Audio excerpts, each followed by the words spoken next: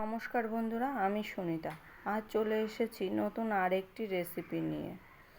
আলু পেঁপে দিয়ে রুই মাছের পাতলা ঝোল। গরমের দিনে দুপুরবেলা গরম গরম ভাতের সঙ্গে এই রুই মাছের পাতলা ঝোল খেতে কিন্তু অসাধারণ লাগে। তবে চলুন রান্নাটি শুরু করা যাক। এখানে আমি আলু আর পেঁপেগুলোকে ভালো করে কেটে ধুয়ে পরিষ্কার করে নিয়েছি।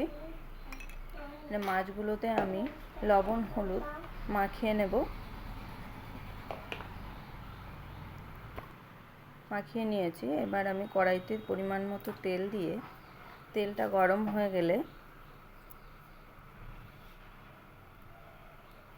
আমি এবার ওর ভিতরে লবণ হলুদ মাখিয়ে রাখা মাছগুলো দিয়ে দেব।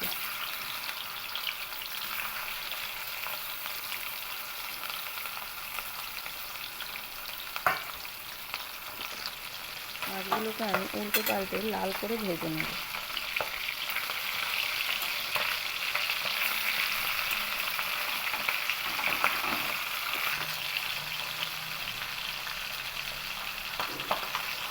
মাছগুলোকে আমার লাল করে ভেজে নেওয়া হয়ে গেছে। এবার আমি মাছগুলো একটু পাত্রে তুলে নেব।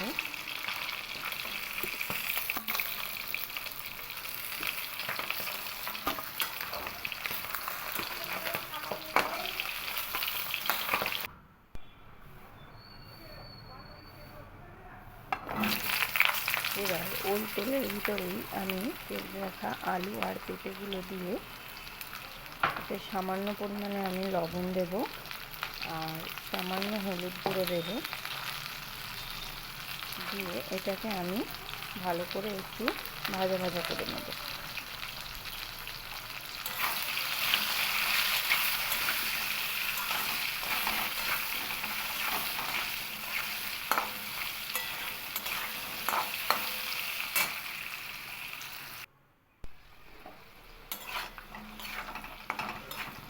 আমার আলু পেঁপেগুলো লাল লাল করে ভেজে নেওয়া হয়ে গেছে। এবার আমি এই আলু পেঁপেগুলোই কড়াইয়ের এক সাইড করে দেব। দিয়ে আমি ওর ভেতরেই আমি সামান্য পরিমাণে একটু কালো জিরে ফোড়ন দেব।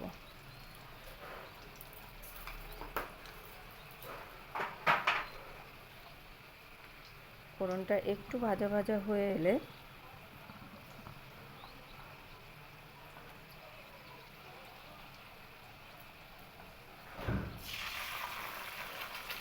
আমার ওর ভিতরে আমি দিয়ে দেবো বেটে রাখা আদা আর জিরে।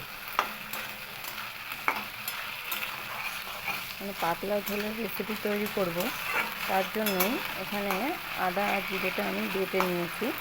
বাটা মশলা দিয়ে পাতলা ঝোল করলে খেতে খুবই ভালো হয়। এবার এটাতে আমি পরিমাণ মতো লবণ আর হলুদ দিয়ে দেবো। দিয়ে আমি এটা ভালো করে কষিয়ে নেব।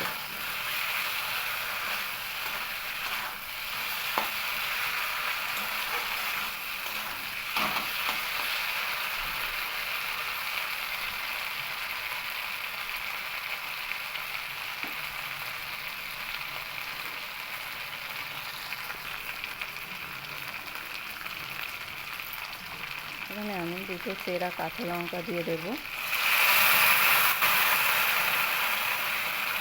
এবার গরম জল দিয়ে দেব পরিমাণ মতো।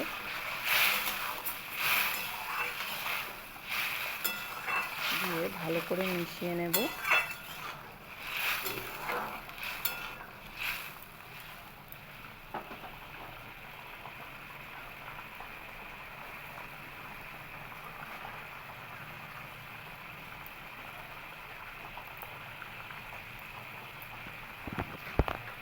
ঝোলটা একটু ফুটে গেলে এর ভেতরে আমি আগে থেকে ভেজে রাখা মাছগুলো দিয়ে দেব।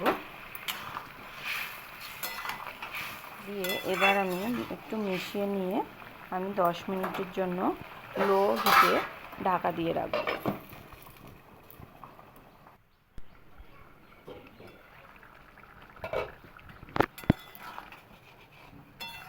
তৈরি হয়ে গেল আমাদের দারুণ স্বাদের আলু পেঁপে দিয়ে রুই মাছের পাতলা ঝোল।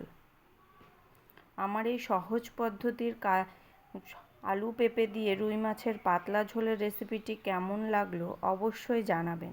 যদি ভালো লেগে থাকে তাহলে সাবস্ক্রাইব করে পাশে থাকবেন।